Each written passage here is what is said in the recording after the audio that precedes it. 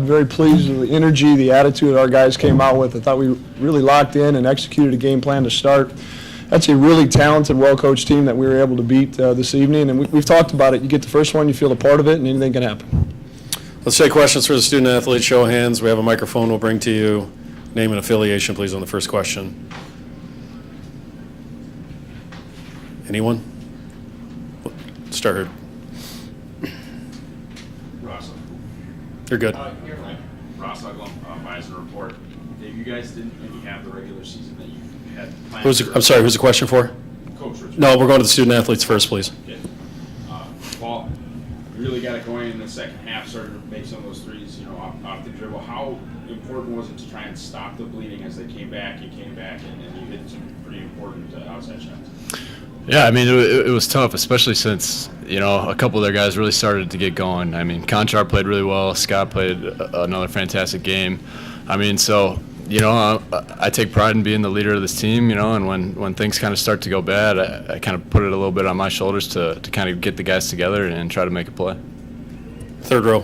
Eric Manal, Bison Information Network. Paul, how hard is it to guard John Conchar? Man, he's tough,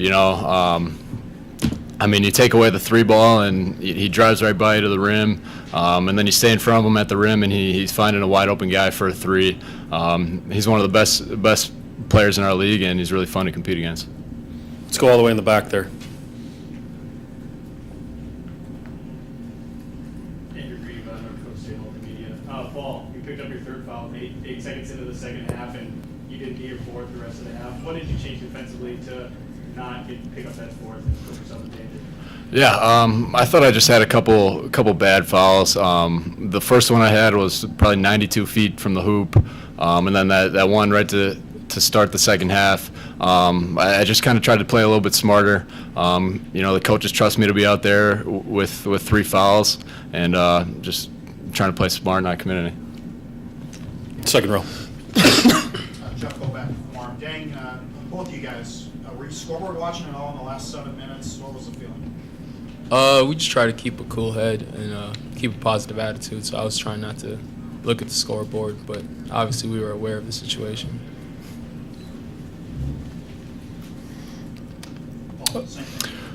I'm not gonna lie, I was a little bit. I mean, it's just tough, especially when we know that we kind of made a comeback like that on them a couple years ago. So like I said earlier, just always trying to stop the bleeding, keep moving on to the next play. On the front again. Deng, you really had an expansion of minutes and really an expansion of production over the last couple weeks of the season, and obviously tonight. Do you attribute that to confidence or just kind of getting into the flow of the game? Yeah, I think my confidence is starting to come up a lot. So starting to play better and starting to just feel good. Matt? Matt Zimmer, Argus Leader. Paul, can you look ahead to get another shot at the Jacks? Absolutely.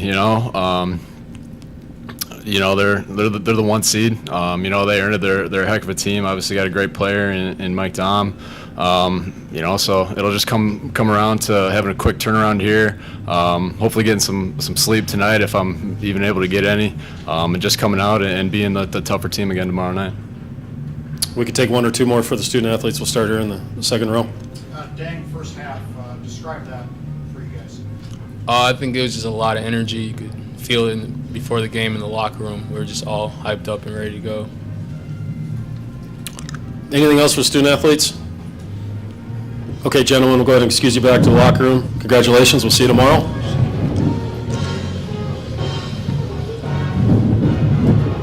And we'll continue with questions for Coach Richman.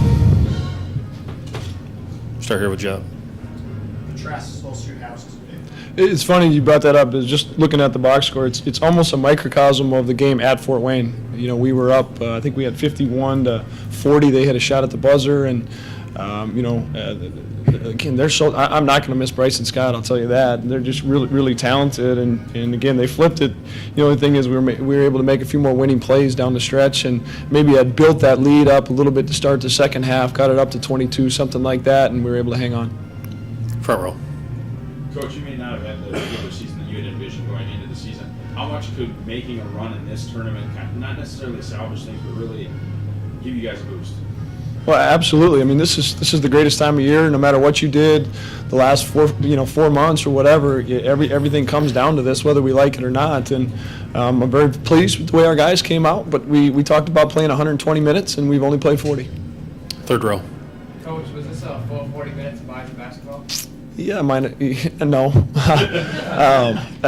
But to the guys, yeah, absolutely. I'm really proud of our guys. There has been a lot of bumps and along the way and some adversity, and you go back to the way we responded at Omaha last Saturday, and we've kind of built some confidence, had a good week of practice, and really proud. We've seen us play like this. We just haven't done it consistently. It's just been in pieces, but we're fully aware that we're going to need everybody tomorrow night. Let's go third row over here.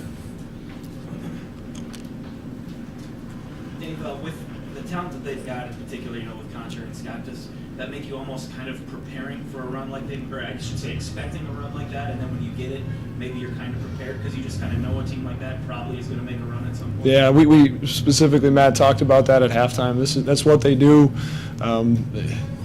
They're never in a game. They're never out of a game. It's just the way they play when they got talented guards like that. And you got to be prepared for that. I thought we got a little stagnant, maybe quit moving a little bit in some of our offensive stuff, and then got a little lax defensively. But we were able to hang on. That most importantly. Down in front. Coach, I asked Deng about it. You've seen uptick in production from both Deng and Jared Samuelson over the last couple of weeks. What do you think's going on with them? How have they been able to really step up their games as opposed to the first X amount of season? I just think you got to grow through some things, Ross, and really credit those kids. I love Jared Samuelson. The kid's just got just a big heart. He's tough as nails. He's got so much respect within the locker room, and he had a bunch of those big ones in the first half to help us gap it. And the other thing too was, some of those charges he took today. I mean, he just understands, executes a game plan too. And we all know how talented Deng is. It's just a matter of getting comfortable, building that confidence. And I think you're starting to see some of that. All the way in the back. Dave, what does it say about Cameron Hunter not scoring a point up until those 3 free throws out of the 4 that he made with a minute left in the game? Yeah, we talked about it in the locker room too. I didn't think Cam even had close to his best game, and some of his body language, some of his attitude things went back to where they had been. But we tried to keep him in it, keep him in the game. Told him we were going to need him, and he came up big and hit 3 of those last 4, which is huge. Third row. Dave, what'll it take to beat South Dakota State tomorrow? We've got to come out and play our brand of basketball, play with great energy again. Obviously Mike Dom's a special talent. It's scary that David Jenkins didn't get going last night because they're fully capable of getting that going. They just got a lot of guys, Reed Telling, who's in Lane Severin, King, that have been here and done it in this environment, and we know it's going to be a great environment at 6 o'clock come tomorrow evening. But our guys will be ready to go and excited for the opportunity. We have time for maybe one more for Coach. Anything else? Okay, Coach, thank you. Congratulations. We'll see you tomorrow.